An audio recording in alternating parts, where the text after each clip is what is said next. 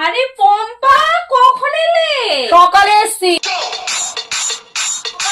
তুমি তো ফোনই করো না এখন। দাদা মনে হয় বারণ করেছে তাই তুমি ফোন টোন করো না। আমি তো সকালেই এসছি। একটা তো মানুষের খোঁজ খবর নাই, তুমি তাও নাও না। তুমি যে আমার একটা বৌদি, একটা মানুষের ননদের সাথে কত গল্প থাকে, তুমি তো কিছুই বলো না। দাদা বারণ করলে আর তুমি কি বলবে বলো? এই জন্য আমি আর তুমিও ফোন করো না, আমি আর ফোন করি না। এই জন্য আমার মতন আমি থাকি, কি করবো? এই বৌদি আমাকে ভুলে যাচ্ছে, আমি তো বৌদিকে বুঝতে কেমন কি চলছে না? আরে বৌদি, তুমি তো কবে বানালে? বাবা খুব সুন্দর তো ডিজাইনটা। দাদা করে দিয়েছে এবার পুজোয়। তো আমাকে একটা দাদাকে বলো না, আমাকে একটা যদি বলা হার করে দাও। আর আসলে সোনার তো অনেক দাম। তোমার বেলায় সবকিছু একটা বোন আবদার করে দাদার কাছে চাইছে, তুমি সেটা তো তুমি তো কোথায় বলবে?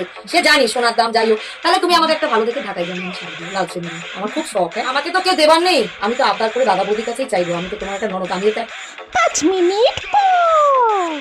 আমি দেখি আছি, দেখি বৌদির হাতে খুব সুন্দর সোনার একটা চুড়ি। আমি বৌদিকে বললাম কে করে দিয়েছে, বলেই দাদা। তারপর আমি বললাম ও আমাকে একটা দিও না।